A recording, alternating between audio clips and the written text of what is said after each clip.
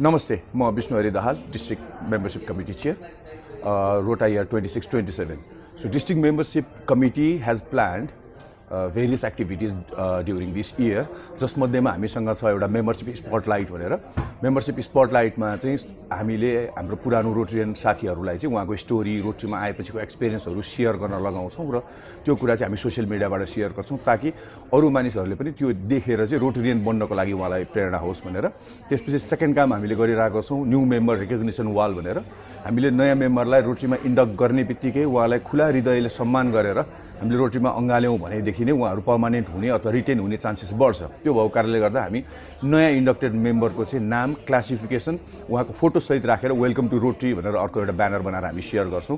त्यो हाम्रो सेकेन्ड कुरा छ भनेदेखि त्यसपछिबाट हामीले हाम्रो सोसियल मिडिया अकाउन्टबाट फेसबुक अकाउन्ट र इन्स्टाग्राम अकाउन्टबाट हामीले रोटरीसँग सम्बन्धित इन्फर्मेसन्सहरू रोटरीका आइडियाजहरू र त्यो खालको कोड्सहरू हामीले सेयर गरिरहेको छौँ जसको कारणले गर्दा चाहिँ सोसियल मिडिया इन्गेजमेन्ट अलि राम्रो देखिने र त्यसले रोटरीको पब्लिक इमेज पनि बढ्ने हाइलाइट पनि हुने कारणले गर्दा त्यो हामीले गरिरहेको छौँ। अब अगस्त 23मा हामीले इटहरीमा रिजन 7 इटहरीमा हामीले डिस्ट्रिक्ट मेम्बरशिप सेमिनार गर्दैछौँ जसको लागि हामी सबैजनाले तयारी पनि सकिसकेको त्यो सेमिनार गर्दैछौँ र त्यसपछिबाट हामीले केही पृथक खालका कार्यक्रमहरू पनि घोषणा गरेको छौँ डिस्ट्रिक्ट हाम्रो मेम्बरशिप कमिटीबाट।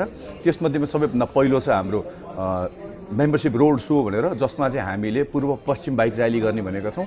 त्यो बाइक र्यालीमा चाहिँ हामीले नो टु ड्रग्स अनि यस्तै खालको अवेरनेस प्रोग्राम युथहरूको लागि र सँगसँगै चाहिँ हामीले रोटरीका कुराहरू पनि गर्दै हामी हिँड्छौँ। जसरी हिजो हाम्रो बुवा बाजेहरू चाहिँ चौतारामा बसेर गफ गर्नुहुन्थ्यो देशको राजनीतिको बारेमा धर्म संस्कारको बारेमा, त्यसै गरी हामी चाहिँ अब चौतारामा बसेर रोटरीका कुरा गर्छौँ ताकि हामीले सबै मानिसको घर आँगनमा रोटरीलाई पुर्याउन सकियोस् र उहाँहरूलाई पनि रोटरीभित्र अँगाल्न सकियोस् भनेर।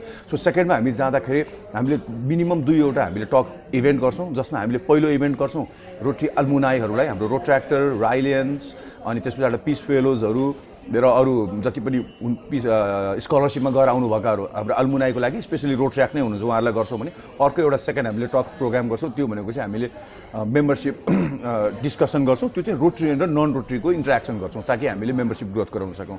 त्यसपछिबाट हाम्रो थर्ड नम्बरमा छ हामी योपालि कम्तीमा पनि 3वटा क्लब मर्जर गर्ने भन्ने उसमा गएको छौँ। यो एउटा हाम्रो एकदम एम्बिसियस प्रोजेक्ट हो। यो किन भन्दाखेरि हामीले क्लब बढाइरहेको छौँ तर हाम्रो सदस्यता घटिरहेको छ।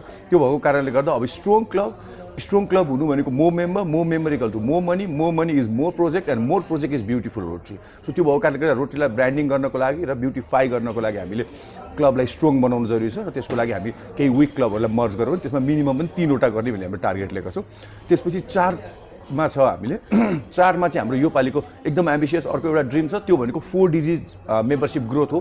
हामी योपालि मिनिमम पनि 4 डिजिटमा चाहिँ मेम्बरशिप ग्रोथ गराउँछौँ भन्ने हाम्रो प्लान छ भने 5मा अर्को एउटा हाम्रो प्लान छ, त्यो भनेको हामी कम्तीमा पनि 5वटा मेम्बरशिप सेमिनारहरू गर्छौँ। र यो 5 नै हामीले गर्नुको रिजन के हो भन्दा हामी सबैजना ह्युमनको जिउमा 20वटा औँला हुन्छ।